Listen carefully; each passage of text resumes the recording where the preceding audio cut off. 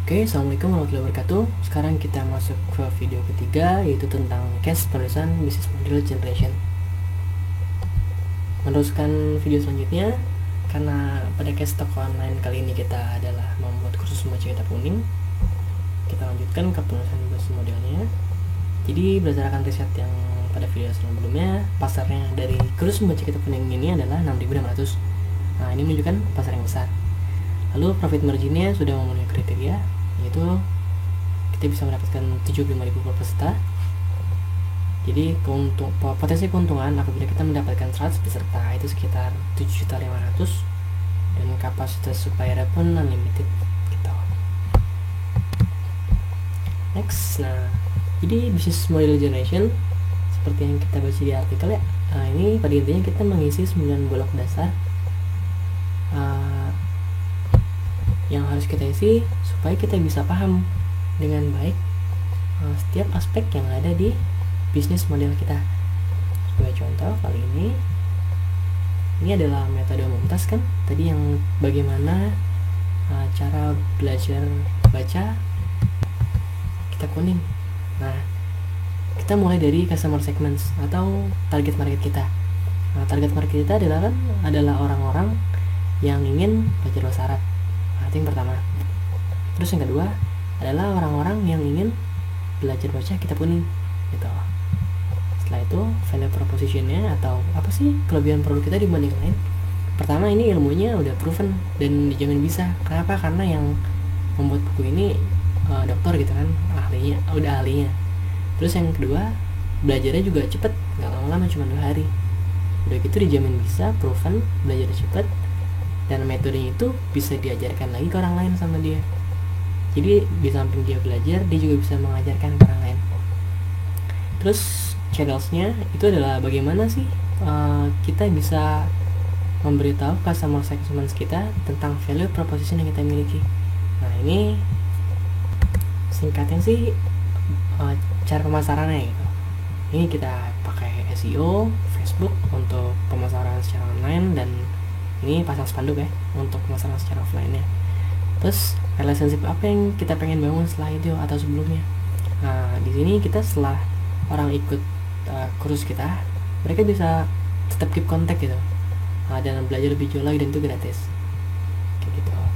Revenue stream ini keuntungannya kita dapat dari biaya peserta orang yang ikut kursus, yaitu sekitar 75.000 per peserta.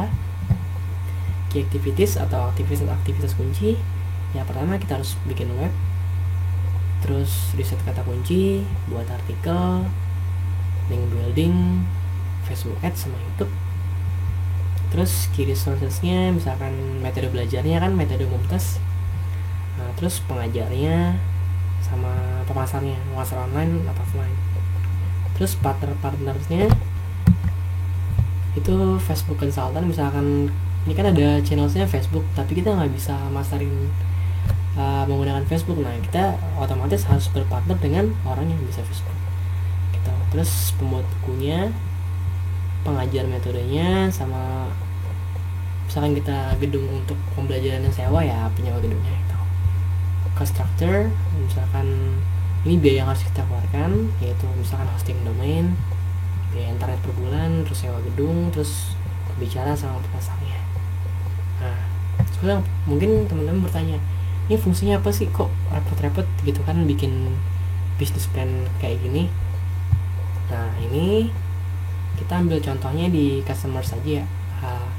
Penerapannya pada SEO.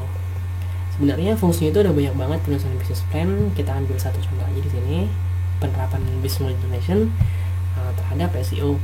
Ini ilmu yang saya pelajarin dari Jenglis ya, di Bram Webinar. Kalau kita bisa paham tentang produk knowledge kita, tentang produk yang kita jual, kita bisa paham dengan baik, dan pengetahuan akan customers pun juga baik. Ini ada contoh, misalkan produk yang kita jual itu adalah obat diet. Nah, obat diet itu kita harus tahu dulu obat diet ini untuk siapa sih sebenarnya gitu kan. Terus kita bedain juga customersnya. Mungkin ada orang yang pengen diet dan dia ibu-ibu lagi hamil, atau obat diet buat orang-orang yang mungkin dia lagi nyusuin gitu kan, atau obat diet yang nggak pakai olahraga atau obat diet untuk orang yang punya penyakit mah. Nah ini kan customer segmen kita beda-beda gitu kan. Nah kita harus tahu nih produknya, bisa nggak nih produk ini, obat diet ini dipakai buat ibu-ibu yang menyusui. Nah kalau itu bisa, ya kita kejar kata kunci itu, kita riset lebih lanjut gitu. Nah itulah pengertiannya tentang target market ini, bisa kita jadiin tambahan ketika riset kata kunci nanti. Nah gitu, makanya pengetahuan yang baik tentang produk yang kita jual itu penting banget. Nah ini ada case kedua, misalkan kita jualnya obat jerawat ya. Nah ada sebaran produknya, maksudnya produk yang kita jual itu ada 4 macam. Ada obat jerawat, ada obat penghilang flek bekas jerawat, atau obat penghilang flek yang bukan bekas jerawat, atau obat penghilang kusam. Nah ini 4 produknya. Terus si customernya kayak gimana? Nah customernya misalkan orang beda-beda, ada yang orang kulitnya berminyak, ada orang yang kulitnya sensitif, ada orang yang fleknya bukan karena bekas jerawat, mungkin karena dia kena sinar matahari. Ada juga orang yang berjerawatnya laki-laki, ada yang berjerawatnya wanita sedang hamil. Nah dari sini kita bisa bener-bener hubungin antara produk yang kita jual dengan calon customer kita. Jadi nanti bisa aja tuh kata kuncinya jadi kayak gini.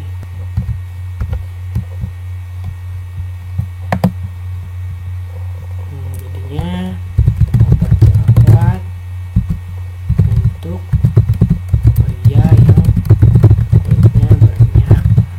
Misalnya ini, kalau kita cek di Google,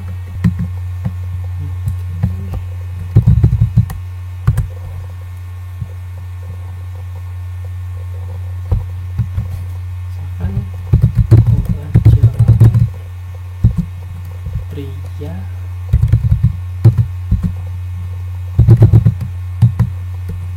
kulit. Nah ini kan ada yang berminyak, ada yang sensitif, ada yang kulit kering. Nah ini kita kejar nih, yang ini satu, ini beda-beda semua gitu.